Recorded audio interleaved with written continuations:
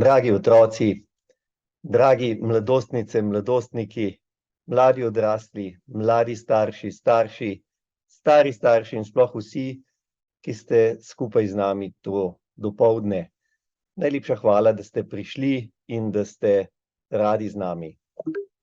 Danes bi rad čisto na kratko prešel z vami skupaj, kaj se je zgodilo lansko leto in kaj nas čaka v bližnji prihodnosti. Naslov je Zdravimo, odkrivamo, odlagamo. Najprej mogoče o tem, da res uspešno zdravimo. To je rutinska uporaba 61.000 uporabnikov v Evropski skupnosti sistema 780G, ki ga mnogi med vami vsak dan uporabljate že več kot leto dni. Kar je res zanimivo in novo in povsem drugače kot nekoč je, da 2/3 vseh uporabnikov doseže zastavljene cilje, torej ali čas v ciljnem območju, ali GMI, kar je nekdanji glikoziliran hemoglobin 7%, manj kot 7, kar v 2/3. To je res izredno velik uspeh pri tej veliki številki uporabnikov. Če pogledamo po starosti, vidimo, da so tudi ljudje pod 15 let, torej otroci, skoraj enako uspešni kot odrasli. To je vedno bila največja težava, vedno je bilo težje voditi mlade ljudi in otroke, sedaj pa nam umetna inteligenca pomaga, da so praktično izenačeni z odraslo populacijo. Zanimivo je, da gre najbolje najstarejšim.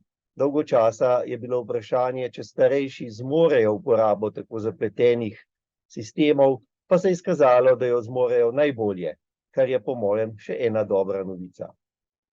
Tukaj samo na hitro pokažem, da ta uspeh pri zdravljenju ni začasen, trenuten, ampak da ostaja, tukaj so prikazani podatki za leto dni. Potrebno pa je seveda vendarle redno govoriti in dodatno nastavljati sistem, da ves čas deluje optimalno. Posebej pomembno je, da sedaj vedno pogosteje govorimo o času v ozkem ciljnem območju. To je območje med 3,9 in 7,8. Sedaj, ko lahko želimo postati vedno boljši, vedno bolj natančni, vedno bližje povsem normalnim vrednostim glukoze. Ta čas v ciljnem območju pa je lažje doseči v tem ozkem ciljnem območju, če imamo optimalne nastavitve. V tem primeru, da je ciljna vrednost na črpalki nastavljena na najnižjo ciljno vrednost in da je čas delovanja inzulina najkrajši.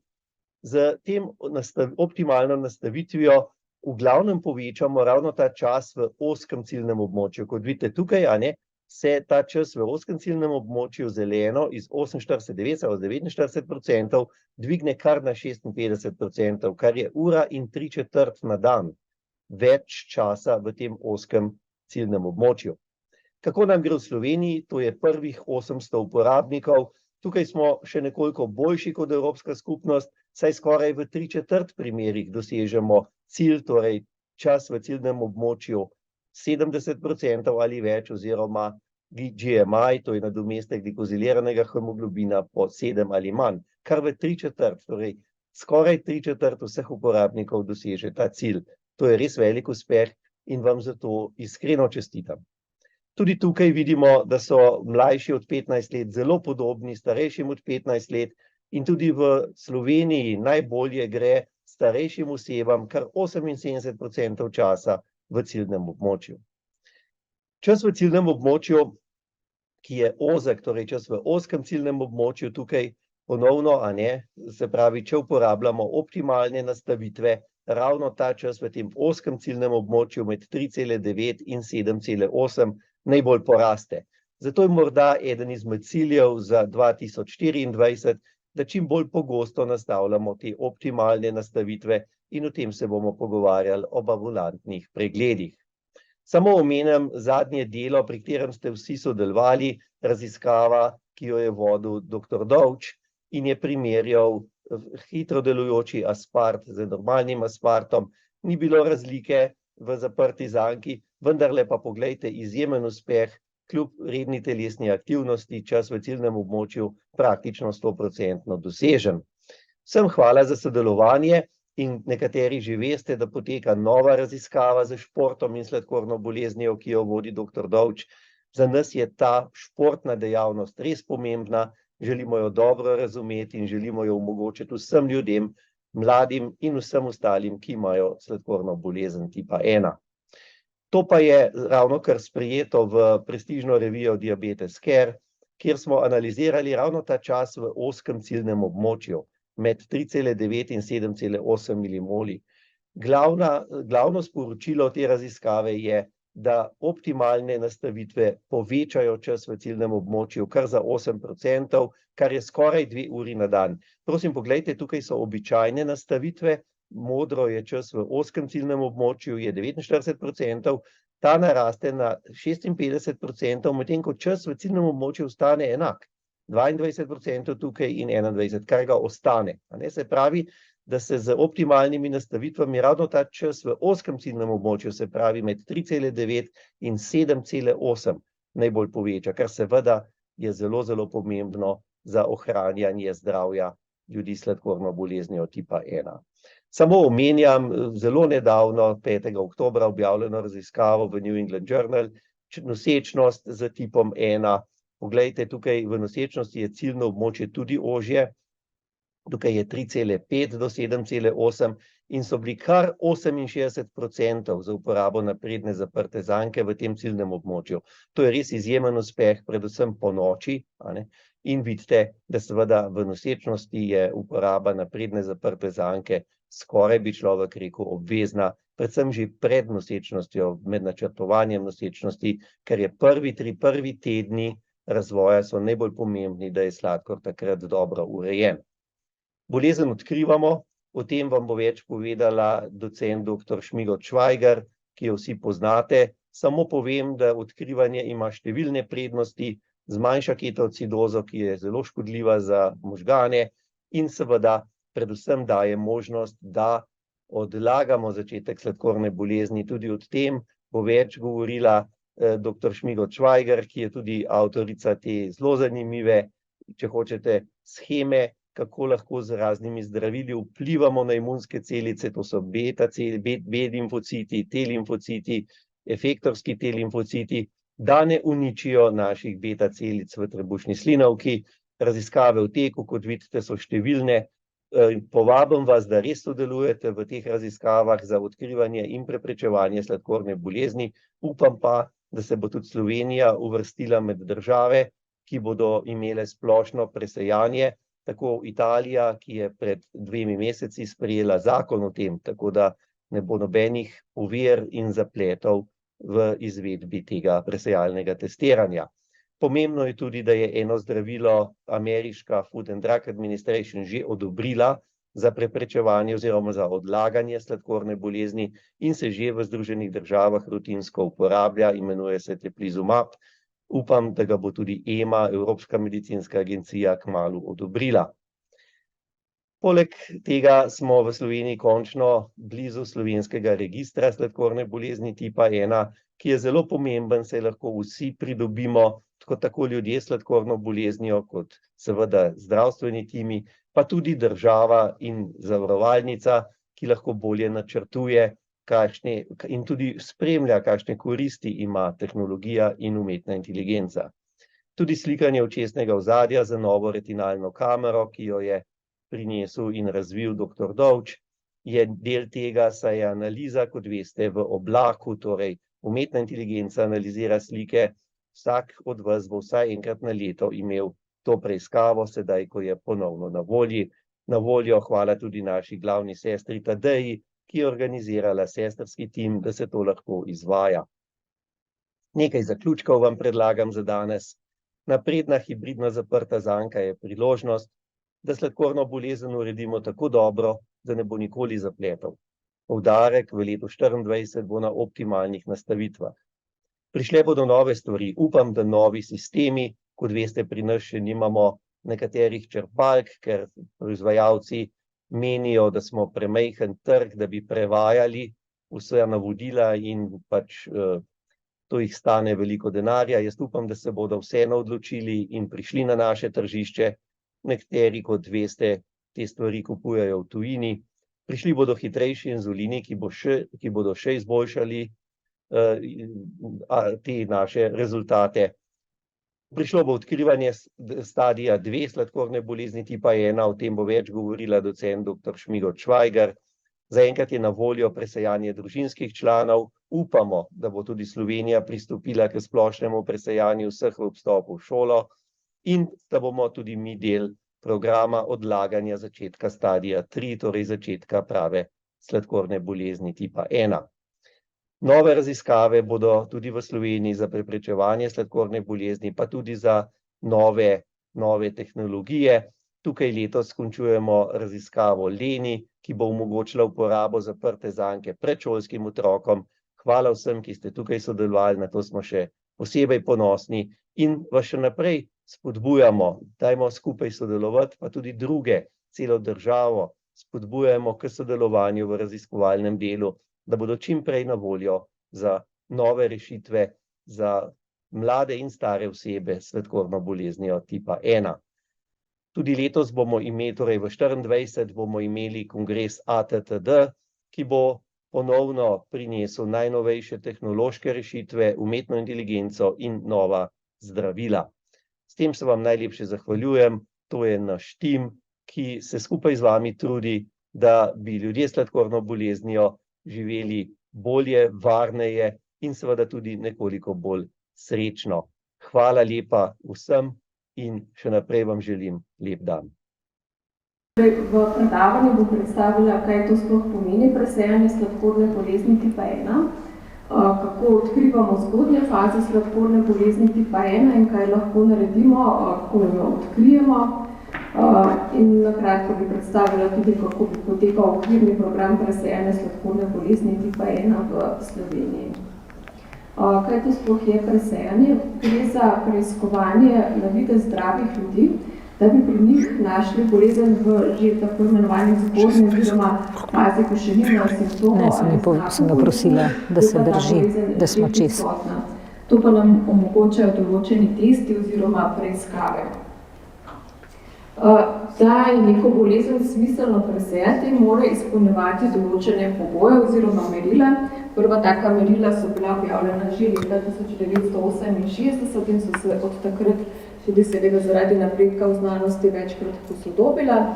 Nekako, če jih strnemo, to so poglavitna taka merila, da je neko bolezen smiselno zgodaj odkrivati oziroma presejati je, da je dokaj pogosta, da pomeni nek pomemben zdravstveni problem, da poznamo, kako sama bolezen poteka, imeti mora tudi tako imenovano zgodno oziroma asimptomatsko fazo in da to fazo znamo odkrivati s pomočjo določenih testov, ki pa morajo biti neškodljivi in pa seveda učinkoviti.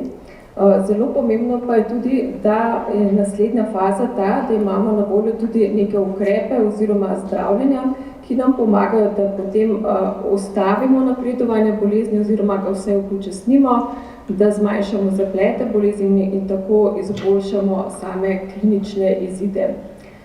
Seveda morajo biti stroški takega testiranja manjše, kot so stroški zdravljenja že napredovale bolezni in pa seveda seveda koristi morajo presegati odtehtati morebitno škodo. Če pogledamo, ali sladkorna bolezen tipa 1 izpolnjuje te pogoje, sladkorna bolezen tipa 1 je ena izmed najpogostejših kroničnih bolezni pri otrocih. Njena incidenca, torej pogostost, pa žal, kot vidimo, še vedno narašča, torej še v fazi naraščanja in je najvišja ravno v evropski regiji. V Sloveniji beležimo porast incidence približno za 4% na leto, kar pomeni, da se število novih primerov na vsakih 17 let podvoji. Seveda pomeni pomembno zdravstveno breme, ne samo zaradi zdravstvenih zapletov, povezane lahko namreč tudi z zmanjšano kvaliteto življenja. Kaj vemo o samem poteku sladkorne bolezni? V bistvu gre za kronično avtoimunsko bolezen. Pri ljudeh, ki imajo neko genetsko predispozicijo, pride do aktivacije imunskega sistema, ki se usmeri proti posljedicam. Tu se zgodi, to aktivacijo sproži neki dejavnik v okolju, ki ga še na žalost ne poznamo. Ko se naenkrat ta imunski odziv proti beta celicam vzpostavi, posledično začnejo beta celice propadati. Ko mi samo bolezen ugotovimo na podlagi kliničnih simptomov in znakov, je pa žal večina funkcije beta celic že tako izčrpana, da na tej fazi vse, kar lahko naredimo, je, da uvedemo doživljenjsko zdravljenje z inzulinom. Vemo pa, da se sladkorna bolezen tipa 1 v bistvu začne lahko že veliko prej, preden se pojavijo klinični znaki oziroma je postavljena sama diagnoza. In sicer že dejansko zelo zgodaj, najpogosteje med 9. mesecem in 2. letom starosti. To pa vemo na podlagi določitve posebnih beljakovin v telesu, ki jim rečemo avtoprotitelesa, in v primeru sladkorne bolezni tipa 1 določamo avtoprotitelesa, ki so usmerjena v beta celice in so pokazatelj, da se je v bistvu avtoimunska sladkorna bolezen tipa 1 pri nekom začela. Ta protitelesa se bodo pri večini tistih, ki bodo zboleli za sladkorno boleznijo tipa 1, pojavila že do 5. leta starosti. Določamo pa 4 tipe avtoprotiteles. Za nas je zelo pomembno, če pri nekomu ugotovimo, da ima v krvi pozitivni 2 ali več avtoprotitelesi proti beta celicam. To namreč pomeni, da je njegovo tveganje tekom življenja, da bo razvil sladkorno bolezen praktično 100%. Na podlagi tega tudi teh spoznanj razdelimo sedaj sladkorno bolezen v bistvu v 3 faze in tako imenovana tretja faza je takrat, ko sladkorno bolezen ugotovimo, to je v bistvu šele neka pozna faza sladkorne bolezni. Tako rečemo, da je prva faza sladkorne bolezni tipa 1 že takrat, ko se v krvi pojavita vsaj 2 ali več avtoprotiteles. Sledi faza, ko se že pojavijo neki višji sladkorni, vendar tukaj, ker je večina funkcije beta celic še ohranjene, še ne potrebujemo zdravljenja z inzulinom. Vemo pa, da bo večina teh oseb, ki so v tej fazi, v naslednjih 4 letih to zdravljenje potrebovalo. In potem sledi tretja faza sladkorne bolezni, ko se pojavijo klinični znaki, funkcija beta celic je izčrpana in je potrebno uvesti inzulin. Poleg zelo učinkovitega zdravljenja z inzulinom in zdravljenja z zaprto zanko se uveljavljajo tudi nove terapije, tako imenovane imunoterapije. Tukaj v bistvu gre za neke vrste vzročno zdravljenje, saj s tem zdravljenjem vplivamo na sam potek bolezni in ne zdravimo le njenih posledic. V bistvu gre za zdravila, ki delujejo tako, da nekako zmanjšajo napad imunskega sistema na beta celice in s tem skušajo njihovo delovanje čim dlje obdržati. Od zdravil bom izpostavila zdravilo teklizumab. V bistvu gre za neko beljakovino oziroma protitelo, ki se veže na celice imunskega sistema, na tiste celice, ki napadajo beta celice, ki so televiziti. In ko se zdravilo veže s tem zdravljenjem, sladkorno bolezen oziroma zdravljenje z inzulinom odložili za približno 2 leti. Naknadna analiza, podaljšana nekje po 5 letih spremljanja, je pa pokazala, da v bistvu za samim zdravljenjem lahko odložimo zdravljenje z inzulinom za približno 3 leta. Nekako ob koncu analize je bilo 55% tistih ljudi, ki so prejeli samo zdravilo še brez sladkorne bolezni tipa 1, medtem ko je bilo v tisti skupini, ki tega zdravila ni prejemalo, takih le 28%. Pomemben podatek je bil, da je bilo samo zdravljenje povezano z malo neželenimi učinki in je pokazalo zelo dober varnostni profil. Zakaj je pomembno že to, da samo bolezen vsaj upočasnimo oziroma odložimo zdravljenje z inzulinom, če tudi je ne moramo v celoti ustaviti. Želimo si namreč, da bi zdravljenje z inzulinom bilo potrebno čim kasneje, kar je pokazalo se, da je povezano nekako z boljšo prognozo oziroma z manjšimi zapleti kasneje. To je temelji nekako na podlagi spoznanj, ki kažejo, da če se sladkorna bolezen razvije kasneje, postanejo z starostjo beta celice nekako bolj odporne proti napadu imunskega sistema, zato v kasnejši starostni skupini bolezen poteka nekoliko počasneje in je tudi delovanje beta celic dlje časa ohranjeno. Na podlagi teh dobrih rezultatov samega zdravila je bilo zdravilo, kot je bilo že omenjeno, približno pred 1 letom v Ameriki že odobreno za zdravljenje zgodnje oblike sladkorne bolezni tipa 1, se pravi, gre za zdravilo teplizumab. Zdravljene so torej lahko osebe, ki imajo ugotovljene vsaj 2 ali več protitelesi proti beta celicam, imajo že neke znake disglikemije oziroma nekoliko više sladkorja, vendar zdravljenje z inzulinom še ne potrebujejo. Zaenkrat je zdravilo odobreno za zdravljenje za starost 8 let in več, potekajo pa tudi raziskave, kjer se testira zdravljenje v tudi mlajših starostnih skupinah. Kako poteka samo zdravljenje? Gre za intravensko dajanje zdravila, infuzija traja približno 30 minut, zdravilo se pa da v 14 zaporednih dneh. Zdravljenje je ambulantno, kar pomeni, da po infuziji je potrebno še kakšno uro počakati zaradi opazovanja. Običajno se tudi pusti kar kanalček v žili, zato da ni potrebno vsakodnevno zbadanje. Odkar je bilo zdravilo odobreno tako v Združenih državah, nekako se ustanavljajo centri, tako imenovani infuzijski centri, kjer tako zdravljenje poteka. Ker tukaj gre za zdravljenje oseb, ki še v bistvu nimajo simptomov bolezni, edini način, da jih najdemo in da bodo imele korist od tega zdravljenja je, da naredimo presejanje oziroma da skušamo sladkorno bolezen ugotoviti že v zgodnji fazi. To lahko naredimo z pomočjo določitve avtoprotiteles.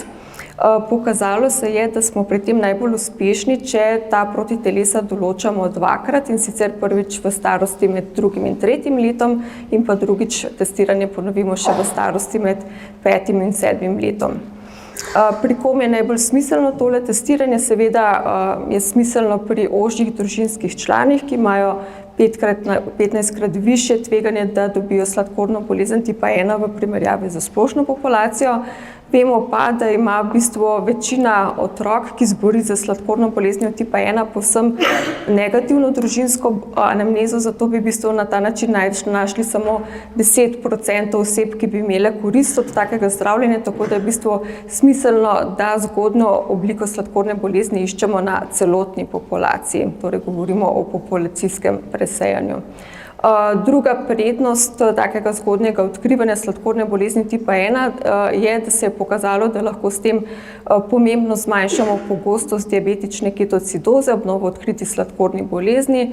Ta ima namreč lahko tudi neke dolgoročne učinke na slabšo metabolno urejenost in na lahko nekoliko okrnjene kognitivne funkcije. Podatki kažejo, da lahko pogostost diabetične ketocidoze zmanjšamo vsaj za 10-krat. Če bi pogledali, bi to v Sloveniji pomenilo, da bi nekako preprečili 32 primerov ketocidoze ob novi odkriti sladkorni bolezni na leto. V Sloveniji v bistvu potekajo preventivni zdravstveni pregledi otrok in mladostnikov v okviru sistematskih pregledov pri pediatru na primarni ravni, kar je zelo dobro organizirano, kar je tudi ena taka zelo velika prednost. V starosti 6 let se opravi tudi odvzem krvi, kjer se določitev holesterola in pa krvne slike. Želimo pa si, da bi se temu pregledu tudi pridružil še test za določitev protiteles proti beta celicam. Za samo preiskavo je v bistvu potreben zelo majhen vzorček krvi, v bistvu gre samo za 2 kapljice krvi, ki se dajo na posebne kartice, ki se potem pošljejo v laboratorij za analizo.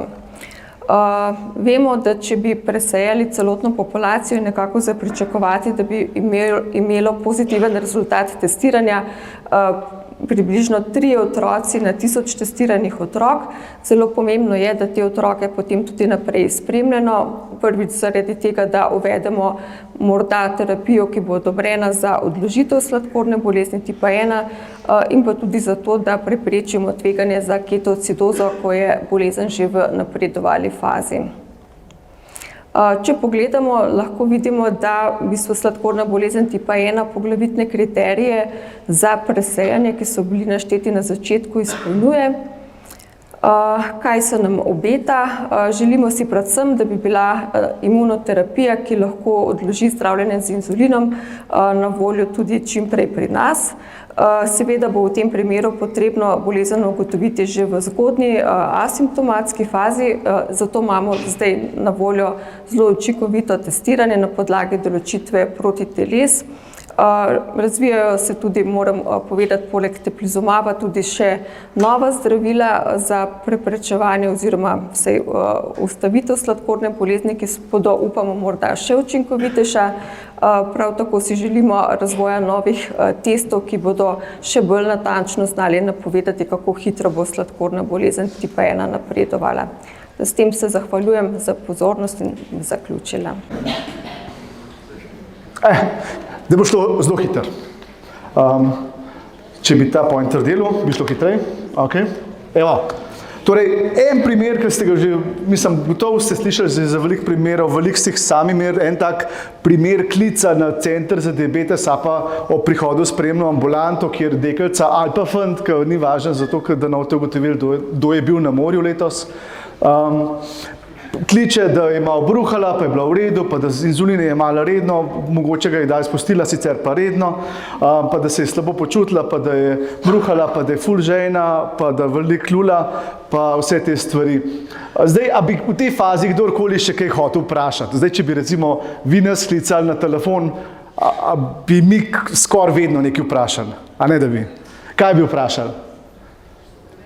Kakšen je sladkor? Bi vprašali to? Ok, bi še kaj vprašali? Lulen na listek, kdo je to rekel? Lepa. Lulen na listek, ok, pa še? Dve stvari bi še potencialno vprašali. Prvo je, kakšen inzulin pa sicer vaša deklica daje, pa če ga je redno dajala, pa drugo vprašanje bi vprašali, a pa ste poklicali center za diabetes, a ne, če bi prišel urgentno ambulanto? Ok. Zdaj, da pridemo čisto do tega, kako do te ketoacidoze oziroma slike o ketoacidozi pride, moramo par stvari razjasniti. Prva, sladkor je zelo natančno uravnan. Sladkor je uravnan približno od 1 do 2 vrečkici, ki jo date zraven kavice, oziroma ste jo dajali, preden so vaši otroci imeli sladkorno bolezen, kavi, a ne? S tem, da otroci pa recimo vsak dan lahko 10-krat ali pa 100-krat več ogljikovih hidratov, ki se bodo pretvorili v glukozo, zaužijejo. Torej vseh 495 gramov ogljikovih hidratov se mora potem pospraviti v celice, da jih 5 točno še naprej ostane v krvi. Jaz mislim, da je to kar natančno delo, a se strinjate?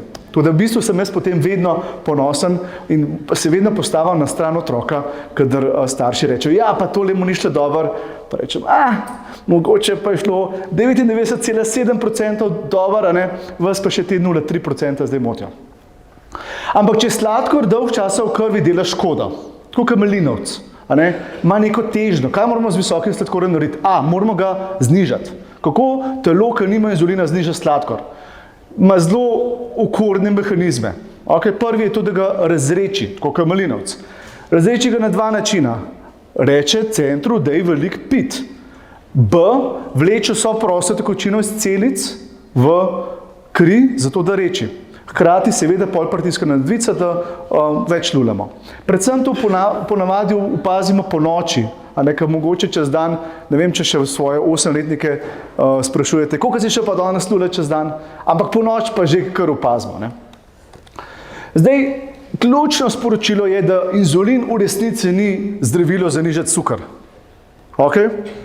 Inzulin je zdravilo, ki hrani celice, ki pomaga, da sladkor iz krvi prestopi v celice.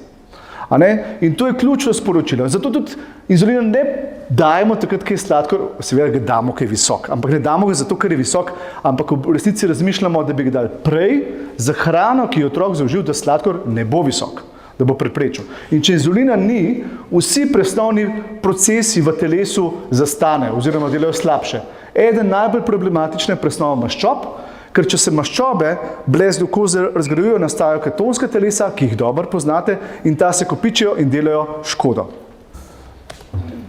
Če se kopičijo dlje časa, nam rata slabo, nasiljo na bruhanje, pH se zniža, ob tem pa ves čas moramo vedeti, da celica je pa lačna. Celica ni dobila hrane iz krvi, in je lačna, in potem je še to relativno pomanjkanje energije zelo pomembno. In če zdaj to povzamemo, dobimo celotno klinično sliko, ki jo vsi poznate. Da v resnici gre pri ketocidozi za stanje, ki je visok sladkor in gre predvsem za relativno pomanjkanje inzulina, ki vodi v razgradnjo telesa in vse navedene težave. Vse tri potem ponavadi vprašamo, doma imate 2 od 3 in če imate 2 visoka od 3, z zelo veliko verjetnostjo lahko trdimo, da je velika verjetnost za diabetično ketocidozo in potem samo še iz plinsko analizo to potrdimo. Potem pa razdelimo še na stopnje, je to blaga, zmerna ali pa huda, odvisno od vrednosti bikarbonata, ki je še ena druga molekula, ki jo merimo, in pa seveda pH, ki ga pa tudi poznate. Ok, zdaj če gremo na pojavnost sladkorne bolezni, to je ena analiza, ki je bila 100 000 mladih, ki so zboleli s sladkorno boleznijo in od tega jih je imeli skoraj 1/3 ketocidozo ob tem, ko so prišli. Za nas je to približno skoraj 1/3 preveč. Torej, nihče od teh otrok ne bi rabil imeti ketocidoze, če bi jo pravočasno prepoznali.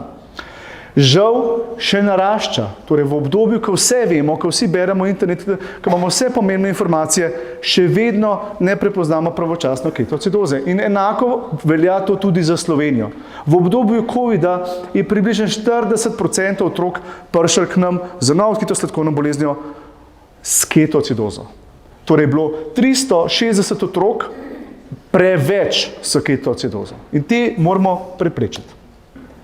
Zdaj so določena tveganja, kdaj težje prepoznamo, seveda težje socialno okolje, en dejavnik od tveganja. Mlajši otroci, ki ne znajo tako dobro povedati, da so lulali, ali pa tudi plenička, ne vem, če starš takoj zazna, da je bila ena polovička več polulana, pa ste mogli večkrat previti. Prebolela okužba, sploh recimo, če je to gastroenteritis, ki je veliko teh simptomov dosti podobnih. Zdaj pa, če imamo pa že znano sladkorno boleznijo, sta pa v resnici 2 razloga.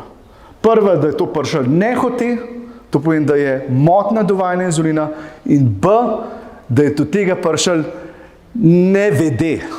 To pomeni, da nekdo ni delal tistega, kar bi mogel, pa mogoče nikomu ni povedal, in v resnici je teh tudi preveč. Zdaj, tretja možnost je zelo redka in dejansko ob sami okužbi pride do relativnega lahko pomanjkanja inzulina. Torej, tudi če inzulin damo, pa je pol sladkor ves čas nizek, pa potem rečete, ok, se potem pa ne rabi toliko inzulina, ker je sladkor ves čas nizek. V resnici tudi takrat damo inzulin, moramo potem samo povečati še vnos ogljikovih hidratov. Zdaj, če ste uganili za tisti primer, da je to ketocidoza, potem je pomemben del mojega predavanja že bil uspešen. Tako da ja, ta deklica je imela povišen sladkor, ketonov ni zmerila, ampak so potem v urgentnem centru zmerili pH, tako da s tem je bila ketocidoza potrjena. Zdaj pa punca je porabljala dolgo delujoči inzulin. Nagradno vprašanje za 28 točk je, koliko časa ne smeš dati inzulina, da pri dolgo delujočem inzulinu pride do ketocidoze. Punca je rekla, da je to relativno, da mogoče je en dan prej spustila. A vi to kupite? V resnici, če imamo dolgo delujoči inzulin, ki ima razpolovno dobo 24 ur, zagotovo še 48 ur inzulin dela. To pomeni, da vsaj 2 dni, po navadi pa mi mislimo, da vsaj 1 teden tega inzulina ni bilo. In to je tudi v tem konkretnem primeru šlo. Zvezek je kazal krasne sladkorje, senzor je kazal manj krasne sladkorje. V resnici ta razkorak med senzorjem pa zvezkom naredi to dodatno škodo. In pomembno sporočilo je, da otroku moramo zaupati in otrok mora zaupati nam, sploh v takih situacijah. Tako da zvezek upam, da jih mogoče niti ne bomo malo več rabili, da bodo podatki mogoče bolj lahko direktno prenešeni tudi za inzuline in to, ampak v resnici tukaj en del tega je bil ta zavajanje, ki je pripeljal do tega, da je bilo kasneje prepoznan. Seveda pa veste, da če imaš pa inzulinsko črpalko, ki imaš pa zelo hitro določen inzulin, ki ima kratko razpolovno dobo, je lahko že nekaj ur dovolj, recimo tukaj v konkretnem primeru ena prekinitev dovajanja, ki je bila, črpalka je bila izklopljena, ki je bil nizek sladkor, izklopljena ročno, in se potem ni sama vklopila, kar pomeni, da je bilo nekaj ur, ni bilo dovajanja inzulina, sladkor je porastel na 20 in prišlo do ketocidoze. Zdravljenje. Ključen del zdravljenja je preprečevanje. Torej, če imamo možnost ketocidozo preprečiti, je to ključna oblika zdravljenja. Če imamo pene, je prvo vprašanje, koliko je bilo izpuščenih penov in čim prej nadomestiti odmerke inzulina. B, če imamo črpalko, je seveda najšibkejši člen v tej verigi set, ki se lahko staknil, lahko se je poškodoval, lahko se je zamašil karkoli. Menjava seta. Potem so pa neki ukrepi, ki jih poskušamo ob vsakem pregledu pri nas osvežiti. Prva je ta menjava seta, potem je nov odmerek inzulina, izklopiti samodejni način, ker samodejni način je popolnoma zaveden. Samodejni način živi v prepričanju, da je v zadnjih 12 urah ta otrok prejel 20-30 enot inzulina, kar pomeni, da če dodam zdaj le še 2 enoti, je to smrtno nevarno. Ampak če ta inzulin tekel na blazino zraven otroka, ni zelo aktiven, čeprav tam piše, da je aktiven. Tako da treba je potem ta izračun vzeti ročno. Ponavadi rečemo 0,1 na kilo, če ima otrok 50 kg, to 5 enot, ponovimo čez 1 uro, zmerno ponovno. Če je sladkor še vedno visok, ponovimo, kličemo center za diabetes, se posvetujemo. Pomisliti, rečete potem, pa se sem menil senzor, ravno ker ob tem, da otrok bruha, da izgleda sicer zelo bolan, smo menili senzor, seta, jaz sem spal zadnje 2 dni nazaj. V glavnem, če menimo set v stresi situaciji, je velika verjetnost, da bo set ponovno zamašen. Je tako. Ker takrat delamo največ napak. To da pomislite na najšibkejši člen. Če takrat kakršnokoli dvoj obstaja, vedno lahko damo s penom. In klicati center za diabetes, ki vam bomo pomagali. Pomembno je, da takrat ne je otroci, ker potem bo ta hrana ponovno šla v glukozo in bo dodatno šlo v sladkor visok in B, itak jim je slabo, bo je verjetno še bruhal. Morajo pa piti dovolj tekočine, ker smo prej rekli, da za ta visok sladkor rabimo tekočino. Zdaj, če pride do tega, da nismo uspeli preprečiti, mi relativno standardizirano potem zdravimo v bolnišnici in po enakih principih. Nadomeščamo tekočino, ponavadi intravenozno, potem pa saj za nekaj časa tudi v shemi inzulin in pa glukozo, zato ker rabimo gorivo. Mi ne želimo samo sladkorja znižati, mi moramo katabolizem ustaviti. Za ustaviti razgradnjo rabimo energijo, tako da sočasno dovajamo inzulin pa glukozo. Zdaj te sheme, ne vem, če rabite znati na pamet, če koga zanima, ampak v resnici je nek protokol, ki ga razdelimo glede na stopnjo ketocidoze. Pomembno sporočilo za vas je, težja je ketocidoza, dlje časa traja, da telo sestavimo nazaj, večja je verjetnost zapletov. Tako da tudi, če pride do ketoacidoze, pa je blaga, če pravočasno zdravimo, je verjetno zapletov majhna. In pomemben je monitoring, ker takrat lahko pride do dodatnih zapletov, najbolj se seveda bojimo možganskega edema, ki je na srečo redek, ampak ob težki ketocidozi lahko pride do tega, možganski edem je pa življenjsko nevaren. Po določenih podatkih 20% otrok lahko umre zaradi možganskega edema.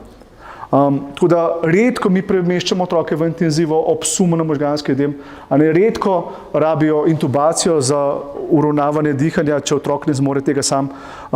Še vsem mislimo, da v našem centru relativno varno in tudi standardizirano in pomagamo pri pisanju teh smernic, da uspemo to uspešno zdraviti.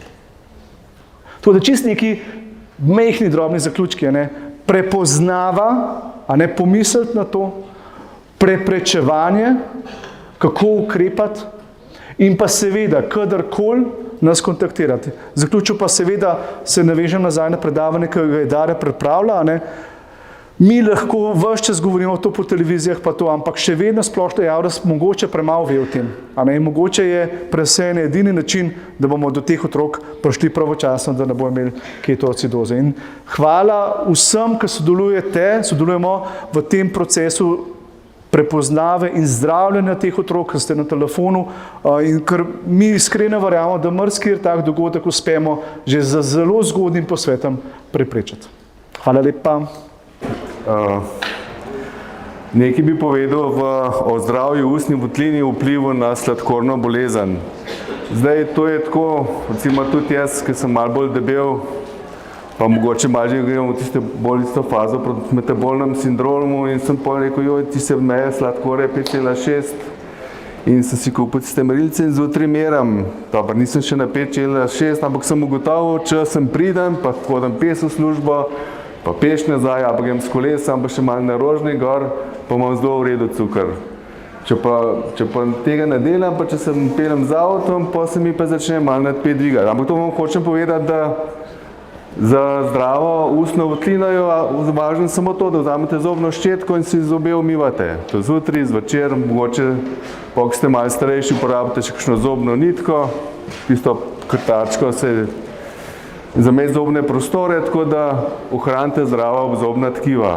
Jaz sem parodontolog in ne delam teh plomb, ampak recimo se najbrž sigurno tisti, ki imate sladkorno bolezen, ne jeste toliko sladkorja in je to tudi glede tega boljš, nimate karijesa in tega, ampak paziti morate pa na ta zobna tkiva, ker pokazali so, da seveda, če so ta zobna tkiva vneta, je to slab za urejeno sladkorne bolezni.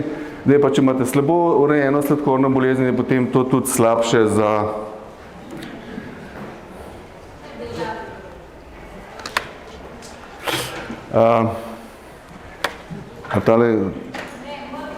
čisto nič. No, zdaj, ne vem, če se boste povedali, sem hotel tole, z miško lahko pokažem. Tole je zdaj ena slikca, ki pokaže, tole je prerezan zob in to je sklenina, to je pa dlesen in tle je tisti žleb, kamor, če tlele na čiste zobnih oblog, pride tukaj do vnetja in potem to vnetje napreduje v globino. In zdaj morate vedeti, da mi imamo v ustih zelo veliko bakterij, tam nekih 700 vrst je lahko in večino tudi ne znamo, ki jih ne moramo ugotoviti, ne vemo, kako delujejo, na kaj delujejo. Zato je najbolj pomembno, seveda, da mi odstranimo ta plak, mi mu rečemo biofilm. Biofilm je pa zelo nevaren, zakaj? Zato, ker ko se bakterije primejo biofilm na zobu, one delujejo tako kot neka skupnost. In zdaj, če imamo ta biofilm in ga mi ne odstranimo, tudi recimo, da se nam nekaj dlesen vname, vzamemo antibiotik na ta biofilm ne more delovati, ker se moramo vzeti, recimo, bi mogli imeti 500-krat močnejši antibiotik, da bi deloval ta biofilm. Zato je važno, da mi ta biofilm sproti odstranjujemo, če pa že ta biofilm potem, kakor tele piše, se toliko organizira, da se ga ne da odstraniti s ščetkam, s tem pripomočki, takrat moramo iti do zobozdravnika ali pa zdaj tudi do ustnih higienika, ki nam potem to strojno odstrani te zobne obloge, tako mladim kot tudi starejšim. Vse veste, starejška smo, več je možnosti, da imamo neke slabe te vplive iz okolja, tako da ta biofilm je treba razbiti, tako da tudi če boste imeli težave ali pa otroci vaši s tem dlesnimi, ne nasesti na to, da samo vzameš antibiotik pa bo redu. To je treba tudi mehansko odstraniti. Zato redno čiščenje, tako kot sem rekel, peš hoditi. Zdaj, če že pride do vnetja, imamo recimo otroci imajo 20 zob, pa po 6. letu začnejo še stalni rast, mi imamo pa 32. In zdaj, če vi računate, da pač ta žleb, rečemo, recimo pa zdrav je globok 2 do 3 mm notni nekih bakterij. Zdaj pa, če pride do propada tega obešalnega aparata, ki drži zob v kosti, je pa globina lahko tudi do 8 mm. In zdaj, če mi to potem, ali pa tudi če samo 5 mm, če zmerno dobimo potem površino vnetega epitelija 40 kvadratnih centimetrov, kar mi meri tako, da povemo, kako je. To je približno, če bi imeli gnojno vneto dlan. Zdaj, če imate vi napredovalo parodontalno bolezen, ti slino to vse skozi požiraš, niti ne veš, da je s tabo kaj narobe. Če bi imel pa dlan gnojno vneto, pa to še anaerobne bakterije, ki so tle v teh žepih, bi bil pa zelo zaskrbljen, bi takoj laufal v zobozdravniku. Tako da, ali pa še naprej. Tako da pri zdravem pač teh težav ni. Tako da, seveda, te bakterije, tam smo 700 do 1000 različnih, je tudi virusi, pa neki protozoji. In te v bistvu, če imamo to rano okoli zoba, kar je to recimo parodontalna bolezen ali pa po domače parodontoza, v bistvu te bakterije prodirajo v kri in seveda potem po telesu in potem tudi delujejo na različne organe. In tudi recimo pri sladkorni bolezni potem otežkočajo dobro metabolno urejenost ali pa urejenost glikemije, proščem ga točno in nikoli, a je to isto ali ni. In potem seveda so to dosti večja verjetnost, da pride do zapletov, ker recimo sladkorni bolniki nočejo, da imajo te zaplete. Seveda, potem pa, če imamo tako parodontalno vnetje, pride do bakteremije. Tudi, če imamo vnetje, tudi če pri vsakdanjem hranjenju, recimo tudi kdo reče, da poje jabolk pa tam vid kri, ne, dobro, to je že, ampak tudi, ko ješ, ko si ščetka zobe in potem tudi, če ima zob vneto te tkiva in če gre potem na čiščenje in zdravljenje, pa takrat pride do bakteremije in to vidimo, recimo, če kadar mi kakšno takemu pacientu, tudi če nima sladkorne temeljite očistimo te obloge, se mu tudi recimo za stopinjo 2 poviša telesna temperatura. Tako da moramo biti zelo previdni. To je zdaj malo schematsko, kako poteka, recimo zdrave dlesni, potem vneti same dlesni, kam reče gingivitis, ta je še v reverzibilni fazi, ker je prizadeto samo ta mehko tkivo, ni prizadeče obešalni aparat. Potem to seveda naparatuje naprej in na koncu seveda tak zob tudi izpade. Zato ker tak zob postane seveda v telesu tujk in telo na ta način, da ga odstrani, da zob pade ven, se reši te težave. Takole neka slika, tako bi radi vsi imeli, takele zobe zdrave, tudi ta dlesna taka rožnata. Tele, če pogledate površino, mora biti taka malna garbanča, pomarančasta. Ker če pa ta površina gladka, potem pomeni, da je že prisotno vnetje in da je ta dlesen bolj edematozna. Seveda, ta prva stopnja je, da pride recimo do vnetja samo teh robu dlesni ob zobu, ker vidno samo tale področje se vname. In če tle dosti hitro ukrepamo, lahko spet dobimo nazaj zdravo dlesen. Če pa seveda ta trenutek zamudimo, ko pride že do razgradnje kosti, potem je to tudi, potem je seveda zdravljenje majčkeno težje in tudi rezultat po zdravljenju ponavadi seveda, ker se dlesen majčkeno odmakne, zob je malo daljši, pacient ni zadovoljen, ampak seveda to napreduje naprej. Tako da na koncu seveda vse to lahko tudi zobevano bom kazal, najbrž niso prav lepe.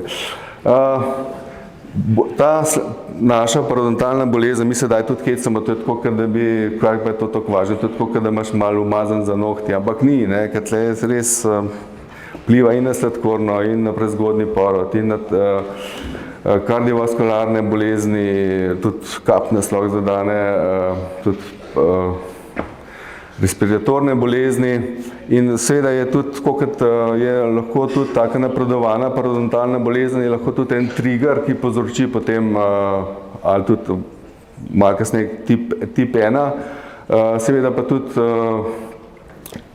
če imamo parodontalno bolezen, imamo potem tudi večjo verjetnost za sladkorno. To je zdaj ena schema, zdaj tole vam razlagam, so to mogoče še zame malo kompliciran. Kako je s parodontalne bolezni, potem seveda dobimo tudi slabo urejen sladkorno bolezen in seveda s tem povezane zaplete. Ta druga nam pa pokaže lih obratno smer, kako če imamo sladkorno, dobimo seveda potem parodontalno bolezen.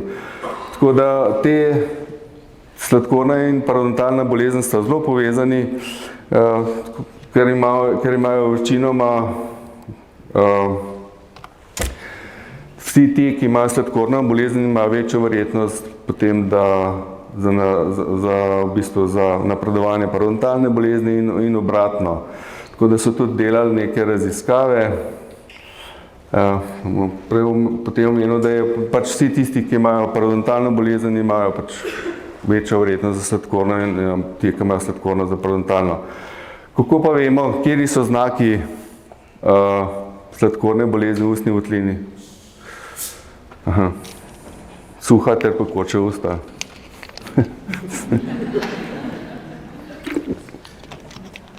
Izguba okusa, ustni zadah, glivična vdetja, pogosto seveda slabo celjenje ran, krvavenje z dlesni, majav zob.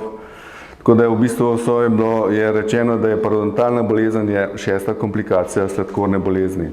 Tako da pacienti tudi, ko pridejo in recimo reče, da ga jezik peče, ne, pa reče, železa imate v redu, železo v redu, ja, v redu, pa malo glivice, tudi sladkor.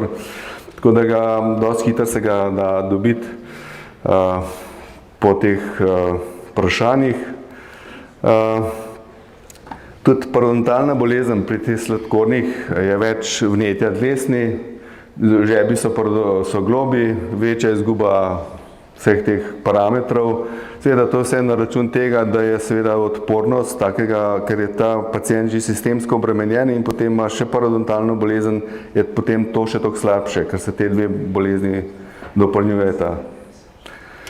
To so te raziskave, ki so ugotovili, da je najstniki, ki imajo sladkorno bolezen 1, so ugotovili potem pojavnost parodontalne bolezni v 9,8%, pri tistih, ki niso imeli sladkorne, pa samo v 1,7%.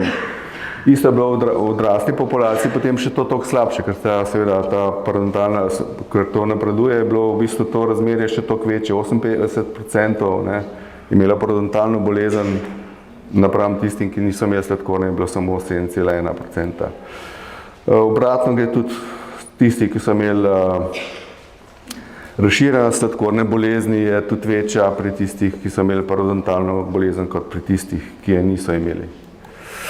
To je zdaj ena slika enega 22-letnega fanta, ki ni imel urejene glikemije in potem vidimo že kar napredovano parodontalno bolezen, tudi vidimo nekrotično tole papile, rob dlesni in pri takih je tudi ta globina sondirana, ni tisti 2-3 mm, ampak je lahko tudi napreduje tudi do 5-6, seveda lahko to tudi do konca korenine zoba. Tako da večinoma pri mladih, ki imajo sladkorno bolezen, predvsem pride lahko do gingivitisa, to smo tisti rekli, ki je še, se ga da še pozdraviti tisto začetno fazo. Potem velikokrat so kakšne določene mukogingivalne težave, hiperplezije dlesni, nočemo pa tega na koncu seveda nekrotični, ulcerativni, herpetični ali pa ta gingivitis, še slabše pa seveda parodontitis, kar pomeni, da je prešel tudi na trda obzobna tkiva. To je zdaj spet ena slika, kakšne zobe bi radi imeli. Zdaj, to je začetna faza gingivitisa, vidimo ne samo, da se še kaj dosti ni spremenila oblika, barva dlesni, ampak vidimo že določeno krvavito. In zdaj, kadar tako krvavito seveda lahko majčkeno bolj moramo paziti najbrž tudi na prehrano, ki je zelo važna pri vseh teh stvarih, moramo pa seveda tudi majčkeno bolj intenzivno čistiti. Zdaj, to ne pomeni, da morate bolj pritisniti, to pomeni pač mogoče malo večkrat čistiti, malo bolj natančno, tako da ne pride do napredovanja.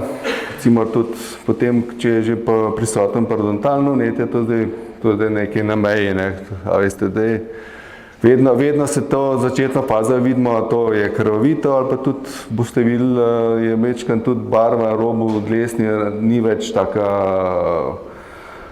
rata večkrat bolj rdeča, ni več taka lepa rožnata, kot smo prej kazali.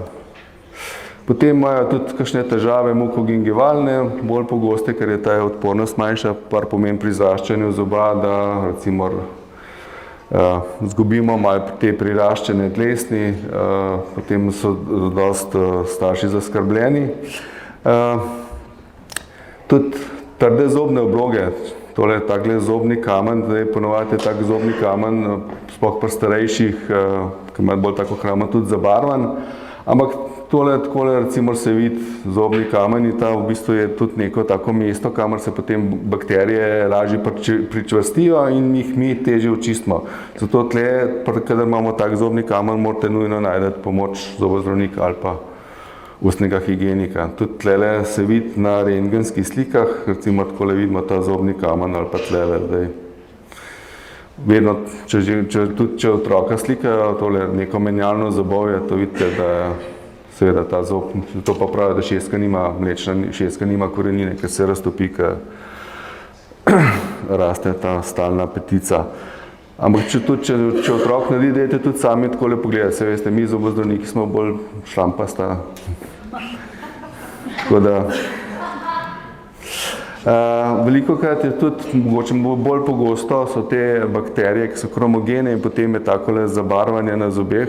To je tudi ne samo pri mladih, tudi starih, mogoče majčkeno bolj pogosto pri teh sladkorno boleznijo. Tle je pa fajn seveda to bolj odstraniti spoliranje, kot mehansko. Ker veste, vsakič, ko ti mehansko čistiš s tem ultrazvokom površino zoba, v bistvu tudi poškoduješ čisto mi rečemo, kaj taka pelikula, ki obdaja zob in potem seveda, če to prevečkrat ni dobro, zato kakšne take stvari fajn tudi sam spolirati stran. Zelo važno je seveda, da ne dihamo skozi usta, ker dihamo skozi usta, seveda se usta sušijo in suha sluznica je seveda manj odporna na vse te bakterije in zunanje vplive. Tako da seveda takrat damo, in to je zdaj zelo popularno in tega zmeri več, ne vem zakaj, najbrž za prehrane, so te ortodontski aparati. Samo, ko otroci dobijo ortodontske aparate, še preden jih dobijo, v bistvu imajo to šolo, kako pravilno očistiti, kako umivati, ker če ima zobni aparat in se zobe premika in je prisotno vnetje, potem se dela sam še večja škoda. Tako da, če potem, ko otrok dobi zobni aparat, je treba seveda še 3-krat več pozornosti dati tem ustni higieni, tako da do takih zapletov ne pride. Se veste, otroci tudi ne marajo teh aparatov in tudi tole je zopran nosa, tudi otroci drugih dražijo in seveda to mora po vsaki hrani čistiti, da se to potem not nabira. Tako da, če ima otroci ta zobni aparat, dajte si vzeti čas in to fajn čistiti, ker ne samo, da potem dlesni se vnamejo, kost razgradi, tudi lahko pride do demineralizacije sklenine, ki je lahko potem tudi irreverzibilna in so potem imajo otroci take fleke. Če ima to bolnik slabo urejeno, seveda pride dosti prej do zapletov, tudi bakterije so druge, seveda, ker je tudi odgovor organizma drugi. Potem imamo še eno to kategorijo, pri teh otrocih, kakšne zdravila jemljajo, kakšne beta blokatorje, potem pride do take hipertrofije dlesni in to je potem to dlesanje treba potem odstraniti, da se potem lahko pa tak otrok potem normalno čisti zobe, ker to v bistvu te prekrijejo površino zob in je potem otežkočeno čiščenje in potem vnetje še dosti hitreje napreduje. To je tudi en takšen malo težji primer. Potem imamo pa te oblike, ki so ta razna virusna vnetja, te nekočni gingivitisi, tudi herpetični, ki se prenašajo, seveda eni tako odreagirajo pri prvem stiku z virusom herpesa simplexa. Moramo tako odreagirati, tudi kakšne antibiotike, seveda da ne pride do zapletov, čeprav je to virusno vnetje in da to ne napreduje. Tako, to pa mogoče pri manjših, to je tudi tak zaplet, ki ga imajo tudi ostali otroci. Če mi zdravimo, seveda potem, če ne zdravimo, bakterije povzročijo inzulinsko rezistenco, slabša glikemična kontrola in zato imamo to parodontalno zdravljenje, da izboljšamo inzulinsko rezistenco in potem seveda glikemično kontrolo. Tudi neko študijo smo delali, smo ugotovili pri teh sladkornih bolnikih, sicer so bili te malo starejši, da če smo vsake 3 mesece ponavljali to začetno fazo zdravljenja, da smo čistili kamen, si prišlo do izboljšanja in nekako smo tako ugotovili, tisti, ki imajo seveda bolj napredovano sladkorno bolezen, slabše urejeno, je zelo pomembno, da pri njih vsake 3 mesece čistimo te obloge, skrbimo za njih, pri tistih pa imajo dobro urejenost pa na vsake 2krat na leto. Tako da mi imamo eno priporočilo, da splošni zdravniki preverjajo bolnike s sladkorno boleznijo, da tudi v samem pogovoru, da tudi pregledajo, lahko tudi neko gledalce ali malo vsak in pregleda takega pacienta in če ugotovi, da so določene pravilnosti, ga potem seveda ustrezno pošlje naprej zobozdravniku na ustrezno zdravljenje.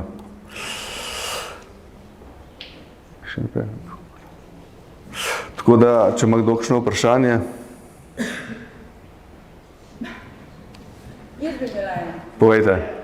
Evo, kaj pa netvorjenje sklenine na stalnih zobeh? Ima to kaj veze z sladkorno? Pa karkoli bi vam odgovoril, bi se zmišljal, ne vem, ampak na tvorbo sklenine, ne. Je pa v bistvu mineralizacija, remineralizacija, ne, zdaj je pa, seveda, tisto je pa pomembno, da vsako vnetje, in je to vnetje v obzobnih tkivih ali pa to določeno vnetje, tudi sladkorna bolezen, ne, lahko vpliva.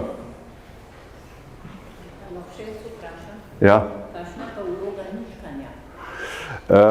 Zato, ker nitkamo, mi rečemo medzobni prostor. Tam, kjer se 2 zoba stakneta, je določena površina, ker zoba se ne stakneta sam točkovno, ampak z določeno površino. Tista površina je lahko 2 mm široka, visoka recimo 5 mm in tam mi ščetko ne pridemo zraven.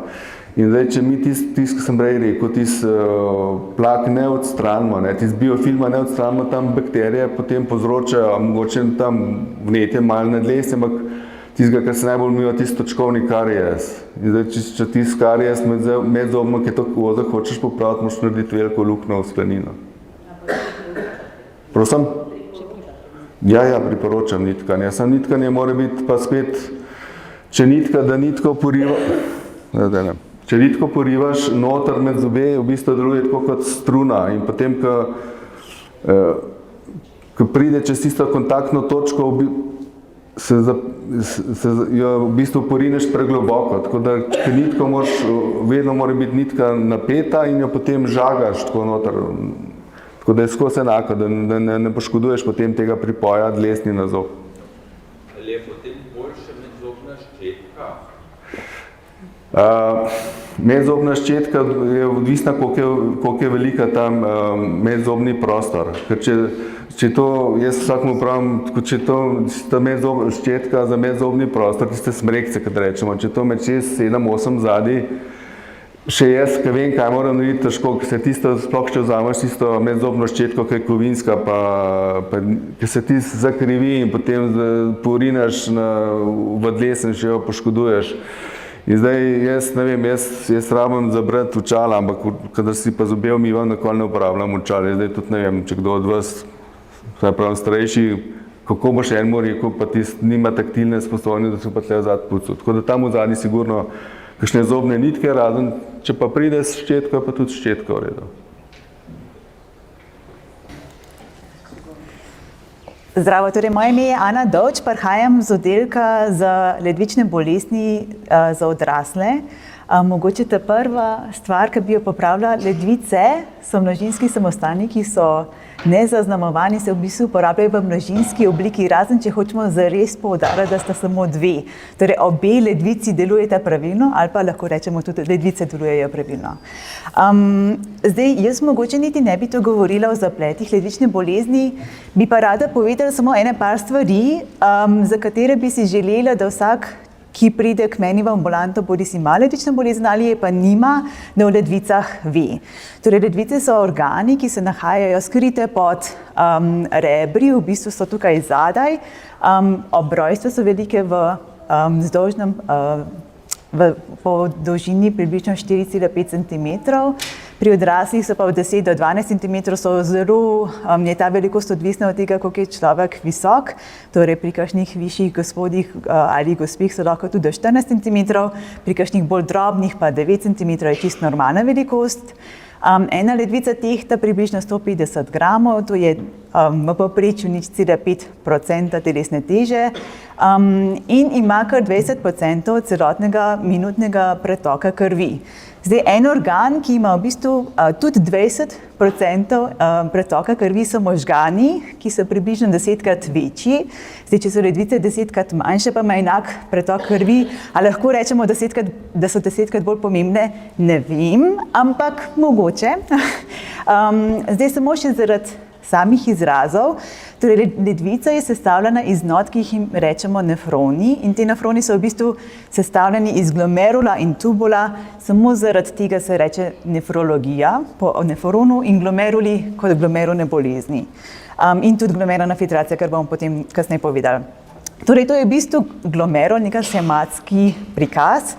Te cevke so kapilare, torej to je v bistvu splet klopka kapilar, ki si lahko predstavljate, da deluje kot cedilo, kjer se kri na nek način cedi in nastaja urin, ki tukaj gre potem naprej, je taka rumena barva, zato ker je tudi urin potem, ki ga v školjki vidimo, je rumen, gre po nekem posebnem vodovodu in na ta način ledvica vzdržuje ravnovesje. Torej, če si vi predstavljate, lahko na nek zelo skromen dan zaužijete zelo malo količino hrane ali pa mogoče se slabo počutite, pa vam ne paše jesti, pa ne pojeste skoraj nič, ali pa je kakšen božični praznik, pa se zelo napokamo in zelo veliko pojemo, ampak ledvice so sposobne v vsakem primeru vzdrževati ravnovesje, torej tako v bistvu stanje krvi, da lahko tkiva optimalno delujejo.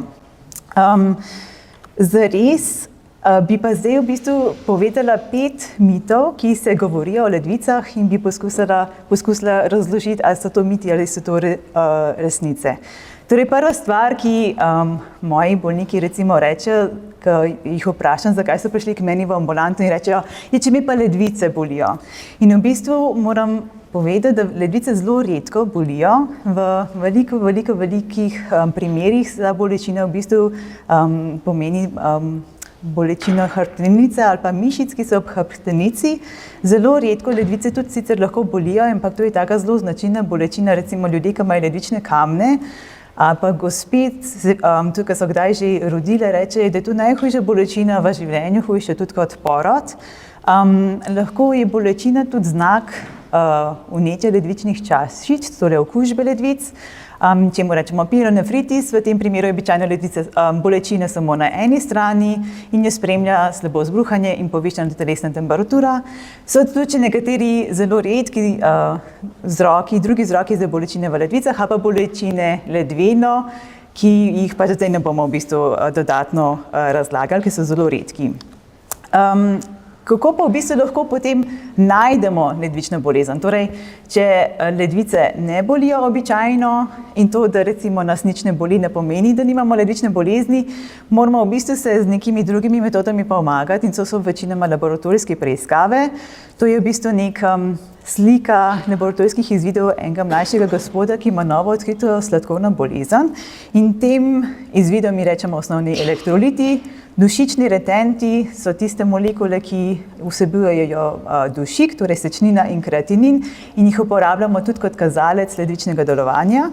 Zdaj, kreatinin je v bistvu zelo nenatančen pokazatelj ledvičnega delovanja. Moramo si pomagati z nekimi formulami, da lahko preračunamo glede na to vrednost kreatinina, pa potem glede na spol, pa starost, da lahko preračunamo, kakšna je ocenjena glomerulna filtracija, ki je pa v bistvu bolj mogoče natančen pokazatelj, koliko ledvice dobro delujejo, pa tudi še vedno ne dovolj natančen, ker namreč kreatinin je ena molekula, ki se v bistvu nastaja z presnavljanjem mišic, torej mi, ki smo zelo telesno aktivni, ta molekula bolj pospešeno nastaja. Lahko pa tudi, če zelo veliko mišic, recimo rdečega mesa, pojemo, tako da so neka nihanja v tej vrednosti lahko čisto normalna. Torej, če ima nekdo kreatinina naprimer 60, pa je v naslednji kontroli 65, to še ne pomeni, da se je ledvično delovanje poslabšalo. Mogoče za mene kot nefrologa je pa še bolj pomembno, da pogledamo izvide urina. Torej, naša preiskava izgleda zelo v bistvu podobno, kot tukaj vidite na sliki, samo da jo dela mašina in temu rečemo preiskava na lističu in lahko vidimo v bistvu, da se tukaj v tem primeru pri tem gospodu, to je isti pacient, da se v bistvu izločajo, da se povečane izgube beljakovin sečam, čemu rečemo tudi proteinurija, strokovno beseda, ampak to ni tako pomembno. Zakaj je pa v bistvu to pomembno? Ker, kakor smo prej videli, ledvice so v bistvu splet kapilar in kakor je povedala v bistvu tudi moja predhodnica, enako kot na očeh, sladkorna bolezen lahko okvari kapilare, zaradi tega cedilo, ki preprečuje uhajanje raznih molekul, vključno z beljakovinami, ki so sicer v krvi, to cedilo dobi luknje in potem se beljakovine izgubljajo v urin.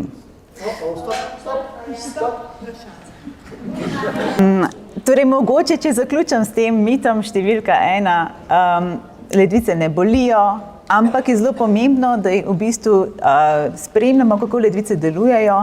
Običajno, vsaj enkrat na leto, prosimo vse bolnike, ki imajo sladkorno bolezen, da oddajo vsaj vzorce urina, pogledamo dušične retente, torej izvide krvi, pa izmerimo krvni tlak in če vse to štima, potem ste vsaj za 1 leto fraj. Mit številka 2 je, da moramo veliko vode popiti, zato da bojo ledvice pravilno delovale. Zdaj, v resnici boste slišali za mano, kakšen je v bistvu priporočen vnos vode. Večinoma se sicer ta številka uporablja 1,5 litra do 2 litra na dan, pa to v resnici sploh ni za dobro ledvic, ampak je zato, da se mi dobro počutimo, pa da smo sicer zdravi in aktivni. Ledvice so zares zelo pridne pri tem, da koncentrirajo seč, če ne popijemo dovolj vode. In tudi recimo takrat, ko je zunaj zelo vroče ali pa smo zelo aktivni, se zelo veliko potimo, so ledvice sposobne zelo zmanjšati količino urina, ki ga izločimo, zato da v bistvu ohranjamo ravnovesje v telesu. In potem je pa tako bolj kontroverzno vprašanje, koliko je še zadosten vnos tekočine, da ledvice dobro delujejo, in v bistvu tukaj je zgolj pol litra dnevno. Včasih mi moramo našim bolnikom priporočiti, da morajo zelo omejiti vnos tekočine, če ta recimo zastaja v telesu. Možno je tudi, da če do 12 litrov tekočine na dan popijete, da še vse ledvice dobro delujejo. Tega sicer ne priporočam, ampak to je samo zaradi tega, da se lahko malo pohvalim, ko so ledvice dobre pri koncentraciji. To pa velja za zdrave ledvice, torej ne, če so posredi kakšne ledvične bolezni, ali pa če kakšne zdravila že posamezniki uporabljajo, ko mogoče vplivajo na odvajanje vode, in ne upošteva tukaj, če recimo premalo jemo, zaradi tega, ker hrana sama po sebi ima tudi tekočino. Recimo, če pojeste eno jabolko, je v resnici velik delež te mase jabolka mogoče zares voda. Kaj pa lahko naredimo v bistvu, da ledvicam pomagamo, da delujejo čim bolje, in to se, če smo dobro opravili našo nalogo, ste to že vsaj 15-krat slišali, kaj moramo narediti. Torej, moramo dobro v bistvu, oziroma vi morate skrbeti, da je krvni sladkor urejen. To je predvsem temelj tega, je pa zdrav življenjski slog. Obstajajo tudi neka zdravila, ampak v tem momentu niti ne bi toliko o tem govorila, ker mogoče upam, da za vas ne bo tako pomembno. Torej, en mit je tudi, da če veliko grem lulat, če gremo veliko na vodo, to pomeni, da se ledvice čistijo in da v bistvu je to dobro. Zdaj, jaz sem torej zdravnik za ledvične bolezni, sem zelo navdušena, če človek veliko lula, ker to pomeni, da mi bo zagotovo lahko dal vzorec urina, da ga lahko pregledam. Ampak lahko pa je to tudi v bistvu znak neke težave. Da prva stvar, kar moramo vedno pomisliti, je, da je krvni sladkor neurejen in da zaradi tega, da gremo veliko lulat. Druga težava je, če je to odvajanje vode pekoče ali pa imamo občutek, da ne gremo dovolj, da se mehur ne izprazni, je to lahko v bistvu znak okužbe sečil oziroma okužbe sečnega mehurja. Včasih je pretirano siljenje na vodo tudi prvi znak ledvične bolezni. Včasih pa nič od tega v bistvu ni prisotno in je čist telo zdravo, ampak še vsem pa, recimo kdo sploh ženske, no, povejo, da jih kar naprej sili lulati in da imajo občutek, da se polulajo samo po en deci, po deci. To je pa lahko v bistvu posledica uživanja snovi, ki mehur dražijo, taka snov je recimo kofein, tako da mogoče ste opazili zjutraj, ko popijete eno skodelico kave, da morate kar kmalu iti lulat, ne zaradi tega, ker bi si toliko vode nabrali v mehurju, ampak zaradi tega, ker je v bistvu ta kofein dražji sečni mehur, da imate občutek, da morate iti lulat. Tisti, ki kave še napijete, veste, kaj zamujete. Zdaj, kaj pa je resnica? V bistvu je samo slabo, da če gremo premalo na vodo, neka taka številka, kolikrat bi mogli iti na dan lulat, je v povprečju 6 do 7-krat, lahko tudi do 10-krat, ni nič narobe, če gremo večkrat lulat. Minimalno, kar mi še nekako smatramo za sprejemljivo, je 3 do 4-krat na dan, pa spet ne samo zaradi tega, ker mislimo, da ne morete oddati vzorca urina, ampak zaradi tega, ker lahko to prvi znak ledvične bolezni. Recimo sploh je to težavno pri ketoacidozi, o čemer ste tudi prej že slišali, če je človek zelo dehidriran in nima nič več za polulati, potem ledvica v bistvu se nekako na nek način ugasne zaradi tega, da ohranja v bistvu v tem primeru, da že ohranja življenje. Mit številka 4 je, da so beljakovine slabe za ledvice. Zdaj, to je spet eno tako malo problematično vprašanje, pa boste tudi malo več kasneje slišali o tem, koliko moramo v bistvu beljakovin na dan sploh zaužiti. Mogoče se je ta mit je nastal zaradi tega, ker mi govorimo o beljakovinah v urinu in potem je mogoče bila ideja, ok, beljakovine so v urinu, to mogoče pomeni, da preveč beljakovin pojemo in se zaradi tega izgubljajo v urinu, ampak to ni res, torej mi lahko ne glede na to, koliko beljakovin pojemo, se beljakovine v urinu kažejo ali pa ne, odvisno od tega, ali je prisotna ledvična bolezen. Torej, to, ali so beljakovine v urinu prisotna ali ne, ni odvisno od vnosa beljakovin, ampak samo, če je ledvična bolezen prisotna. Druga stvar je, da mogoče ste zasedili kdaj kakšne novice, da so kakšni bodybuilderji, pa bokserji, ki so hoteli zelo na hitro pridobiti mišično maso, da so uživali kakšne nenavadne beljakovinske pripravke in v teh pripravkih so velikokrat kakšne nečistoče, recimo težke kovine, ki pa lahko dejansko okvarjajo ledvice, tako da vsake par let dobimo tudi na našem modelku kakšnega zelo aktivnega gospoda, ki ima ledvično odpoved zaradi tega, ker je pretirano vnašal beljakovinske preparate. Potem je pa vprašanje, koliko lahko mi beljakovin za nek zdravo življenje, koliko jih lahko zaužijemo in še ne povzročimo ledvične bolezni. To je mogoče zdaj s temi novimi modernimi dietami, kot je paleo pa ketogena dieta, mogoče bolj relevantno oziroma bolj zanimivo vprašanje.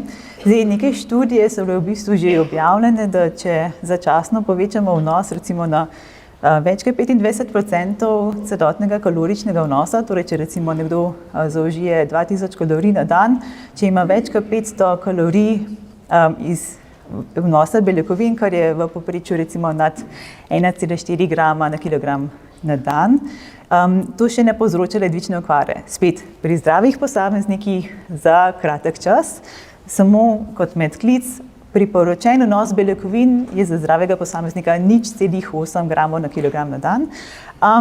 Kar pa je mogoče v bistvu pomembno se tukaj znova spomniti, da ta priporočila ne veljajo za posameznike, ki imajo že ledvično bolezen, ker namreč pretirano vnos beljakovin, če nekdo že ima ledvično bolezen, lahko to bolezen še poslabša, zaradi tega, ker se na nek način ledvice matrajo, da te beljakovine v bistvu ujamajo na tem cedilu.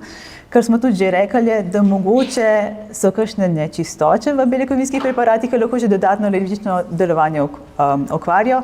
In zares pod črto potegnjeno lahko sam rečem, da ni dolgoročnih podatkov, tako da če se držite kakršnekoli diete, mogoče je smiselno jo časovno omejiti, koliko časa se takšne diete držite.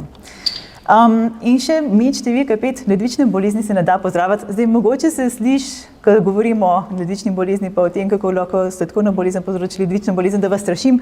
In vas nočem strašiti, so pa pač podatki, da pri veliko posameznikih v preteklosti smo opazili neke stopnje ledvične bolezen. Običajno prej kot 10 let po postavitvi diagnoze niti ne. Dr. Markelj je prej povedala, da v bistvu je zelo časovno predvidljivo, koliko hitro se bolezen na očeh pojavi in ledvična bolezen običajno sledi z zamikom kakšnih 5 let. Ampak recimo ta članek je izpred 20 let. Verjetno, če bi objavili podatke za zdaj, bi bilo te krivulje bistveno nižje. Torej, da se po 20-30 letih v 15% pojavi ledvična bolezen, verjetno bi bila zdaj ta procent že bistveno nižji, ker imamo k sreči veliko boljše metode spremljanja vseh bolnikov, ki imajo sladkorno bolezen, pa tudi boljše načine zdravljenja, kar se moramo pač zahvaliti našim kolegom, pediatrom in endokrinologom. In zares, kar je še mogoče z moje strani zelo optimistično je, pa da mogoče sicer ledvične bolezni ne moramo pozdraviti, pa lahko zaustavimo oziroma zmanjšamo ledvične spremembe, ki so nastale kot posledica sladkorne bolezni. Torej, kot sem prej obljubila, ne bom govorila preveč o zdravilih, ki se uporabljajo za zdravljenje sladkorne bolezni. Mogoče je kdo že slišal za neka zdravila, ki se jim rečejo zaviralci sistema renin, angiotenzin, aldosteron, ki so v bistvu temelj zdravljenja ledvične bolezni pri sladkorni bolezni. Zdaj so pa v bistvu v raziskavah še številna nova zdravila, ki upamo, da nam v bistvu bojo še dodatno olajšala zdravljenje ledvične bolezni v prihodnosti. In ponovno, tukaj je en tak zelo zanimiva raziskava. To je bila serija bolnikov, ki so jim napravili transplantacijo trebušne slinavke, tako da v bistvu so jim pozdravili sladkorno bolezen. In vsi te kazalci, ki jih tukaj ne bom natančno razlagala, ampak zamislite si, da so to kazalci ledvične okvare, so se v bistvu po nekaj letih popolnoma znormalizirali. Torej, tudi pri ljudeh, ki imajo ledvično bolezen že znano oziroma že ugotovljeno, če se zelo držimo ukrepov za obvladovanje sladkorne bolezni, lahko to v bistvu na nek način pozdravimo.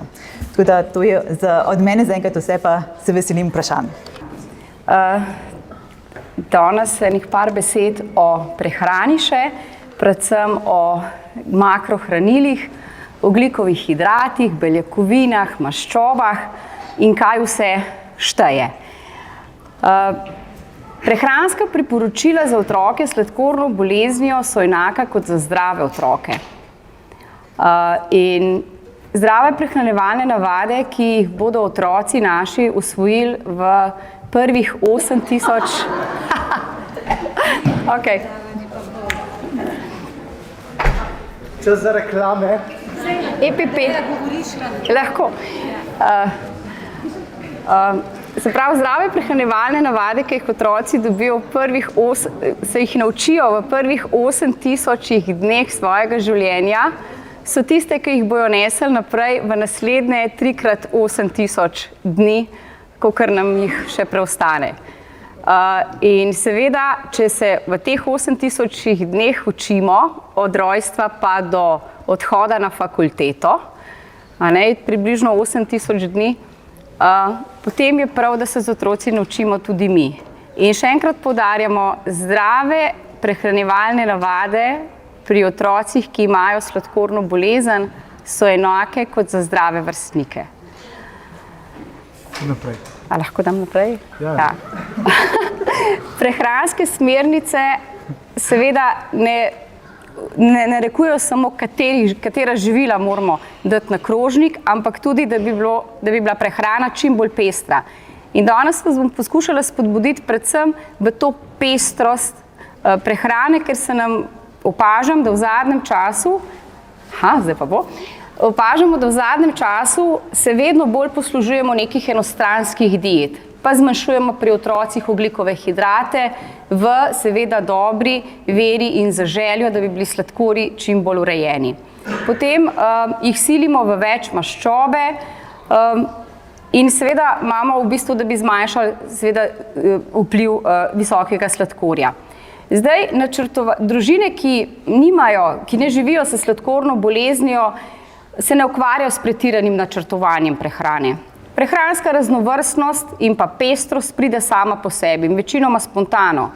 In obrok v družini, ko sede družina za mizo, je lahko en vesel, zelo družaben dogodek, kjer se izmenjujejo različna mnenja, kjer nam otroci morda povejo, kaj je bilo v šoli, kaj se jim je lepega zgodilo, mi povemo njim in seveda mogoče se zmenimo, kdaj bomo šli na kakšen izlet ali pa kaj bomo za vikend. V družinah, kjer pa je prisotna sladkorna bolezen, pa lahkotnost brezskrbnega obedovanja hitro lahko zamenjajo obroki povezani z občutkom stresa, tesnobe in poraza. In jaz verjamem, da ste kdaj tudi vi to občutili ali pa se vam zdi, da to pogosto občutite. Nekatere raziskave kažejo, da so ti občutki stopnjujejo v družinah seveda s trajanjem sladkorne bolezni v družini in pa seveda s slabšo urejenostjo bolezni.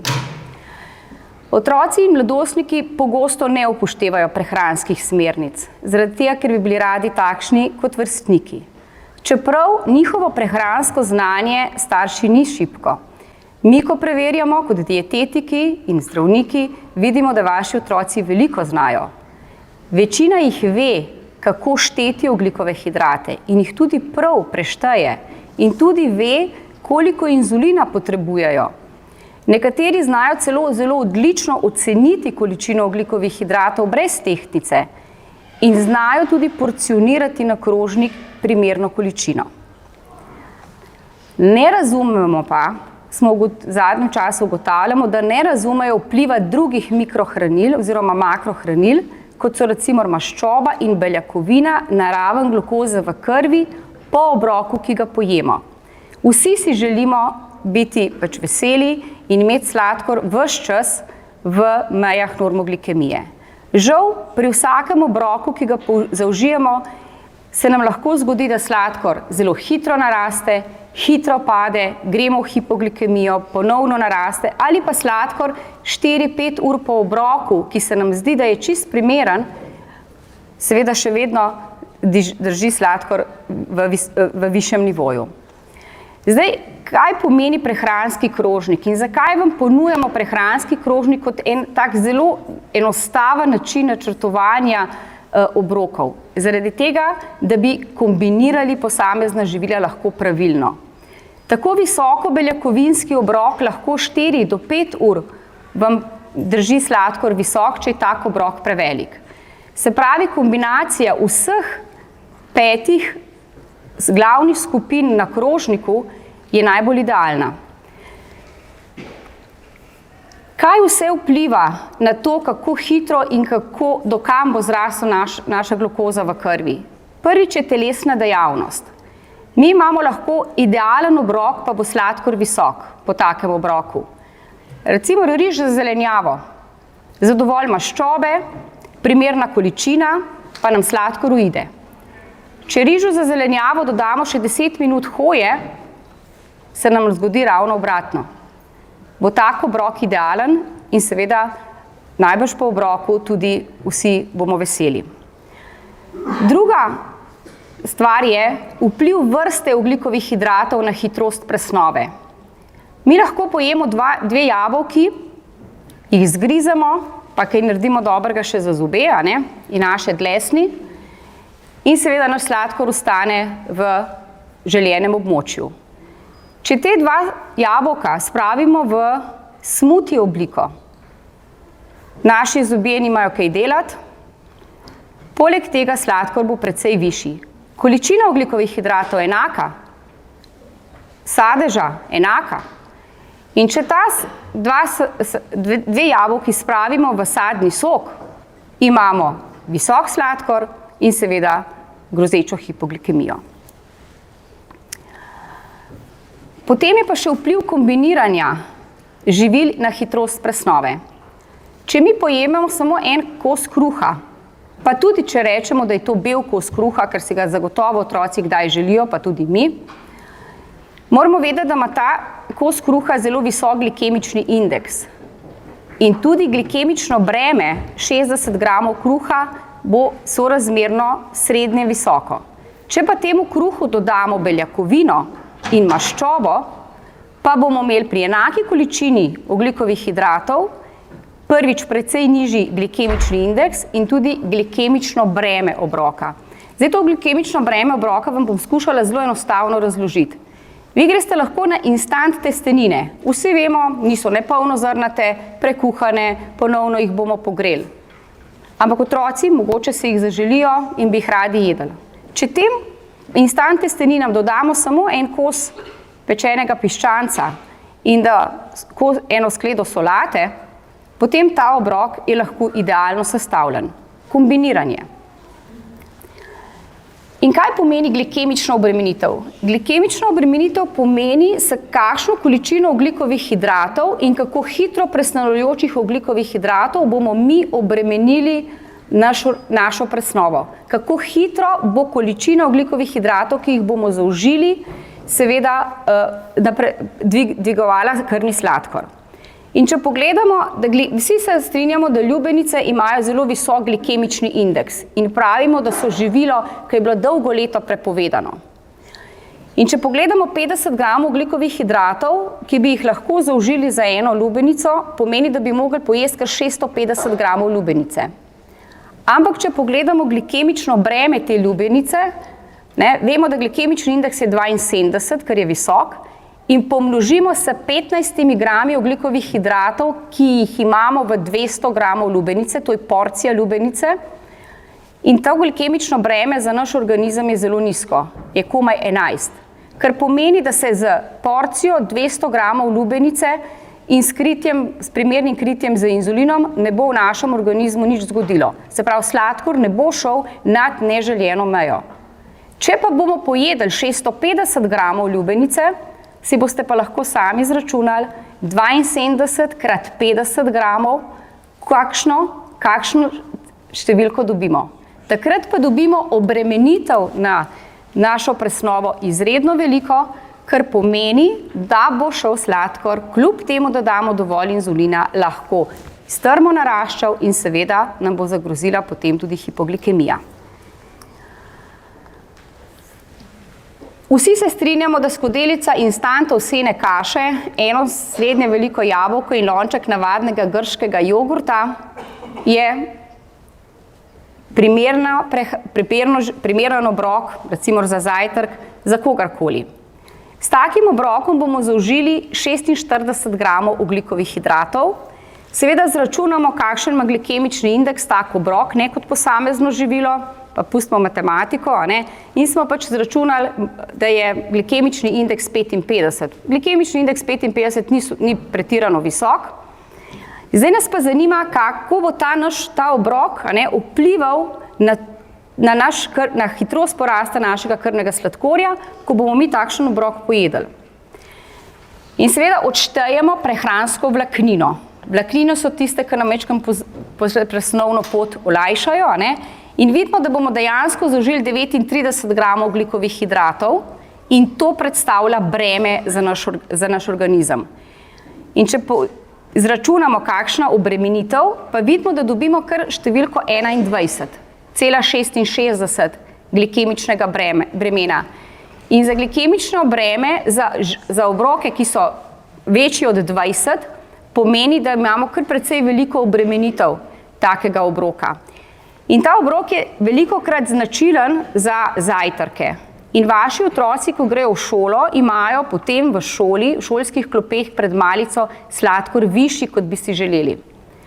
Če takšnemu obroku zamenjate samo jabolko, se pravi 15 gramov ogljikovih hidratov zmanjšate in ga nadomestite z oreščki, bo glikemično breme, mi morate zdaj verjeti, pod 10.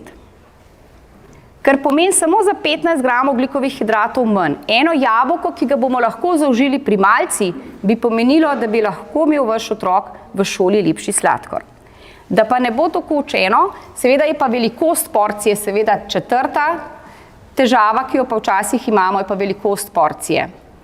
Če pojemo primerno velikost porcije, glikemični indeksi ostanejo pri vseh porcijah enaki. Glikemično breme pa z višanjem porcije seveda precej visoko.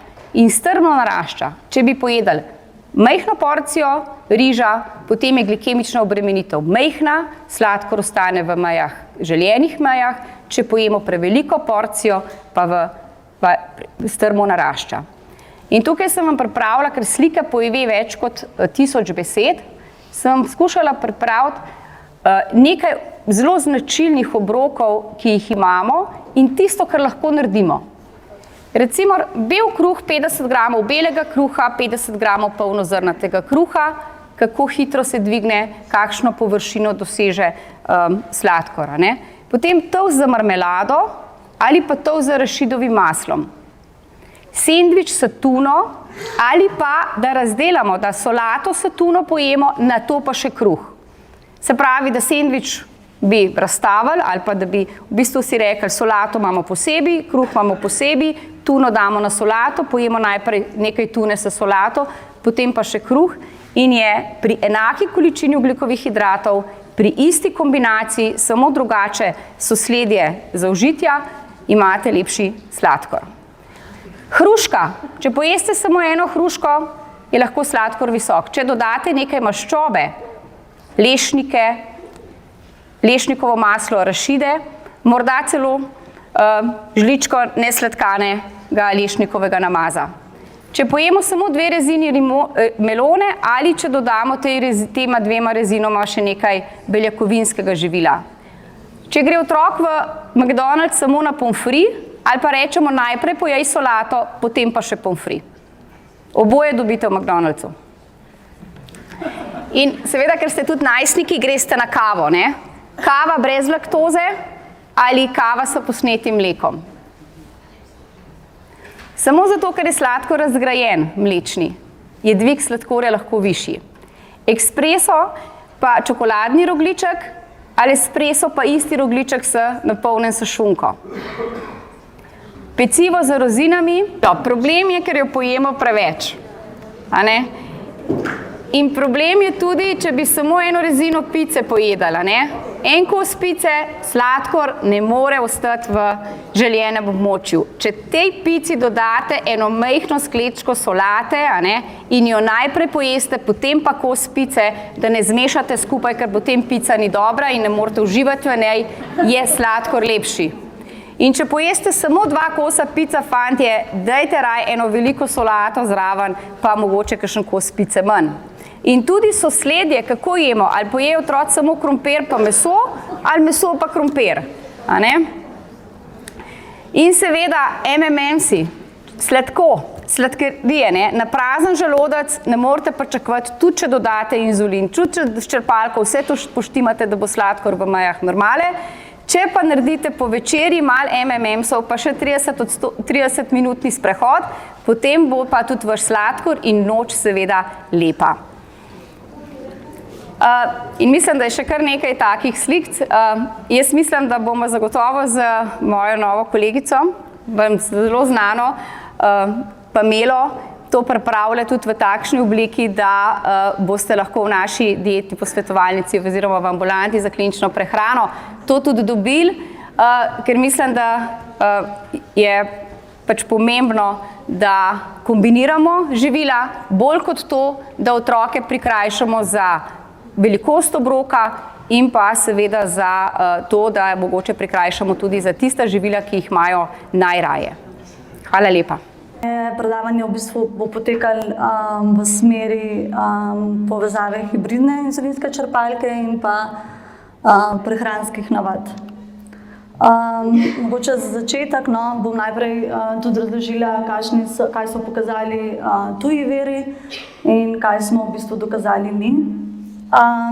Tukaj je ena slikca, v bistvu preseka razvoja tehničnih pripomočkov, v bistvu zelo hitro napreduje v smeri razvoja umetne trebušne slinavke, tako da imamo v bistvu danes na tržišču že hibridno inzulinsko črpalko. Kaj so v bistvu pokazale tuje raziskave? Za presnovno urejenost je pomembno natančno štetje ogljikovih hidratov. Seveda z uporabo hibridne inzulinske črpalke imamo tudi večjo svobodo pri načrtovanju prehranjevanja. In v bistvu je vplivalo tudi na nenatančno štetje ter izbor živil, ki bi ustrezale načelom zdravega načina prehranjevanja. Povečalo se je število tudi prigrizkov, porcije so bile obilnejše, bolj mastne in pa energijsko bogatejše. V bistvu stremimo k temu, da bi prehrana sledila načelom mediteranske prehrane, s tem bi v bistvu dosegli boljši glikiran hemoglobin in pa čas v optimalnem območju. Prav tako je pomembno, da so obroki redni, enakomerno razporejeni, predvsem je pa pomembno tudi redno zajtrkovanje. So pa dokazi tudi za to, da v bistvu mediteransko prehranjevanje in telesna dejavnost je povezana in je v bistvu več koristi za zdravje.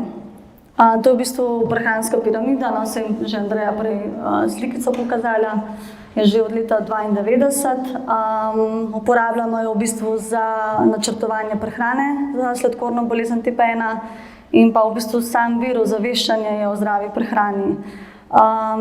Ne samo, da v bistvu drži sladkor v optimalnem območju, ampak je tudi povezano z manjšim tveganjem za razvoj več kroničnih bolezni, v bistvu sladkorne bolezni tip 2 in pa bolezni srca in ožilja in podaljšano življenjsko dobo.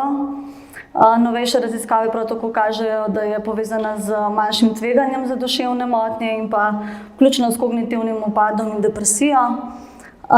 Ugodno vpliva na srčno-žilni sistem, in pa zadnje raziskave kažejo višji odstotek časa v ciljnem območju.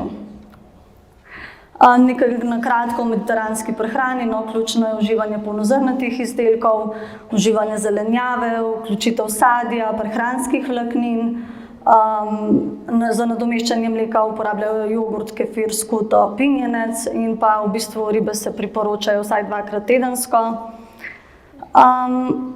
Potem uživanje belega mesa, omejitev vnosa rdečega in pa predelanih mesnih izdelkov, omejitev vnosa živalskih maščob, uživanje oljčnega olja, v bistvu dobimo esencialne maščobne kisline, izdelke z nižjim glikemičnim indeksom, škrobna živila in pa sadje, odvisen pač od dneva obroka, in pa kozarec vode. To je pa še ena novejša mediteranska oziroma piramida, kjer v bistvu poudarjajo pomen izvajanja zmerno intenzivne telesne dejavnosti in pa krepitev mišic. Raziskava, ki smo jo delali, je potekala na pediatrični kliniki na podlagi anketiranja. Želeli smo prikazati pomen zdravega prehranjevanja za otroke, ki v bistvu uporabljajo to hibridno inzulinsko črpalko. Na anketni vprašalnik je odgovorilo 94 otrok in mladostnikov. Vključen je bil ta vprašalnik MEDAS, v bistvu vprašalnik o mediteranskih prehrani in pa vprašalnik o prehranskih navadah. Želeli smo videti v bistvu stopnjo upoštevanja načel mediteranske prehrane, višja je bila številka, bolj je bila v bistvu bolj v bistvu stremimo k mediteranski prehrani in pa presnovna urejenost. Vzeli smo izpod smernice za glikiran hemoglobin, ki je bilo za urejenost manj kot 7,1%. Kaj pa smo v bistvu dokazali? Zelo v bistvu smo kar v redu, zmerno dobro upoštevamo mediteransko prehrano, bilo 72 otrok, zelo dobro jih je 16, slabo jih je pa 6. Dokazali smo v bistvu izboljšanje vrednosti glikiranega hemoglobina za skupino tistih z zmernim upoštevanjem in v bistvu tisti, ki se strogo držijo. Prav tako smo dokazali, da so za tisti preiskovanci, ki so imeli enako število obrokov vsakodnevno in enako razporejene, so v bistvu dosegli več točk pri mediteranski prehrani. Tudi tisti, ki so v bistvu bili bolj telesno dejavni, so tudi bolj spoštovali načela mediteranske prehrane, tako da v bistvu tudi vidimo tlele na grafu. Tako da v bistvu jih je kar več kot 50% vsak dan telesno dejavnih. Zanimalo nas je tudi, ali so ob uporabi hibridne inzulinske črpalke količinsko večji obroki, če je večje število obrokov in pa povečanje števila prigrizkov. V bistvu za večje število obrokov so večina odgovorili tudi, da ne. Za količinsko večje obroke jih je bilo nekaj, in pa za števila prigrizkov jih je bilo v bistvu skoraj 50%. Zanimalo nas je pa tudi, kako je štetjem ogljikovih hidratov. Ali otroci, ki tehtajo ogljikove hidrate, imajo boljšo presnovno urejenost.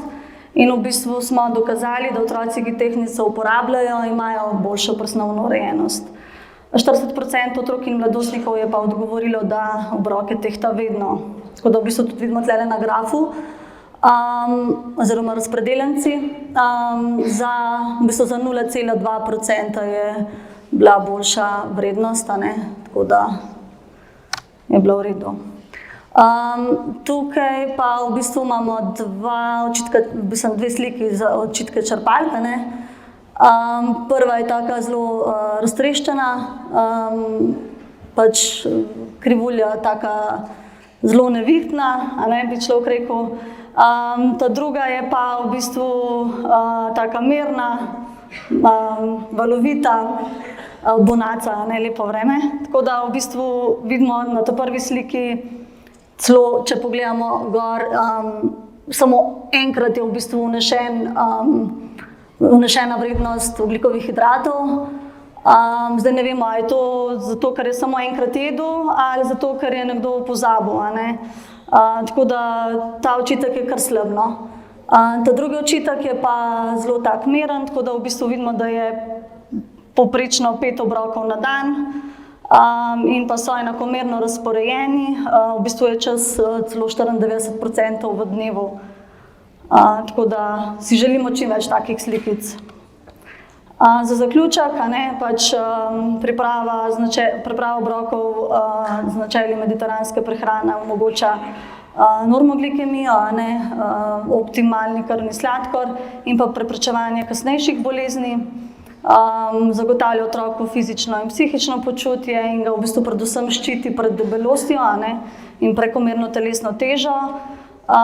In pa kar je v bistvu najbolj pomembno to, da pač da bi v bistvu celotna družina sodelovala pri tem, kar je v bistvu za otroka najbolj pomembno. Kljub tehnologiji, ki jo imamo, pač ne smemo pozabiti še vedno na štetje ogljikovih hidratov. Upajmo, da pač bo to enkrat tudi mogoče drugače. Hvala za pozornost.